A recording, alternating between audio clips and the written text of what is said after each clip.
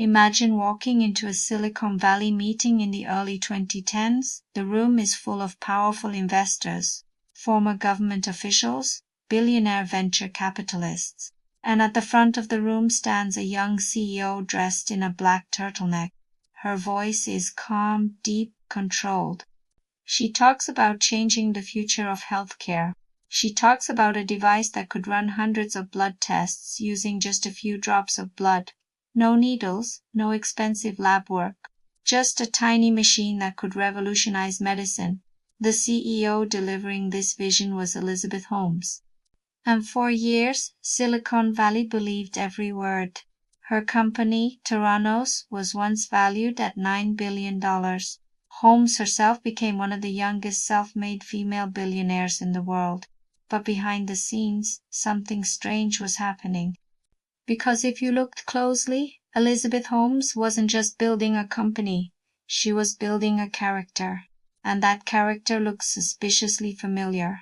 If you compare photos of Holmes during the height of Theranos, something stands out. The uniform, black turtleneck, minimalist stage presentations. It was almost identical to the image made famous by Apple's legendary co-founder, Steve Jobs. Holmes openly admired Jobs, but admiration slowly turned into imitation. Former employees later said she carefully studied how Jobs spoke, dressed, and presented ideas, and she adopted many of those same habits. But the most fascinating detail involved her voice. Many people who knew Holmes when she was younger say she used to speak in a completely different tone, higher, more natural. Then suddenly, after founding Theranos, her voice became noticeably deeper. Some former colleagues claimed the voice was intentional, a way to sound more authoritative in rooms full of powerful investors. And whether it was deliberate or not, the strategy seemed to work. Theranos attracted support from political heavyweights, former secretaries of state, military leaders.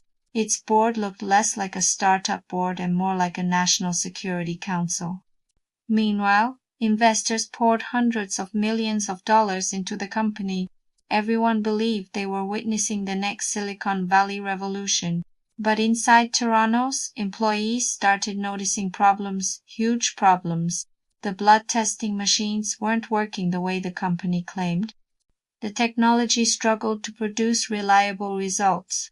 Some tests were wildly inaccurate, others failed completely. Yet publicly, the company kept promising that the technology worked perfectly, and the story kept getting bigger. Theranos partnered with major retail chains.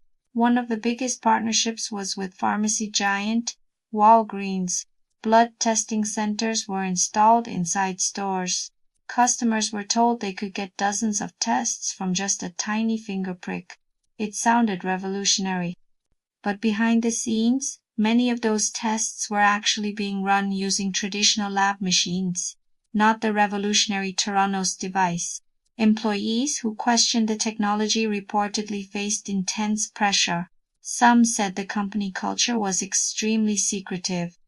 Departments were isolated from each other. People were discouraged from asking too many questions, and gradually rumors started leaking outside. Then in 2015, a series of investigations by journalists began exposing serious concerns. One of the most important investigations came from the Wall Street Journal. Their reporting revealed that the company's claims about its technology were far more questionable than investors had been told. The story exploded. Regulators stepped in. Investigations began. Partnerships collapsed. And the company that once promised to transform healthcare began falling apart. Within just a few years, Theranos went from a $9 billion startup to complete shutdown. The technology never delivered what had been promised, and Elizabeth Holmes eventually faced criminal charges related to misleading investors. The story became one of the most shocking startup scandals in Silicon Valley history. But the most fascinating part isn't just the failed technology, it's the power of storytelling. Because for years, some of the smartest investors in the world believed in the vision. They believed in the image. The black turtleneck, the deep voice, the confident presentations about changing the world.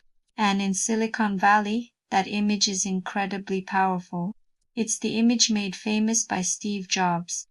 The idea that a visionary founder can stand on stage, promise the impossible, and then somehow make it real. Most of the time, that image is just branding. But in the case of Theranos, the branding became stronger than the reality. And by the time the truth emerged, billions of dollars and years of trust had already disappeared. Today, the Theranos story is often used as a warning, a reminder that charisma can sometimes be mistaken for truth. And sometimes, the most convincing visionaries turn out to be the ones with the most convincing performances.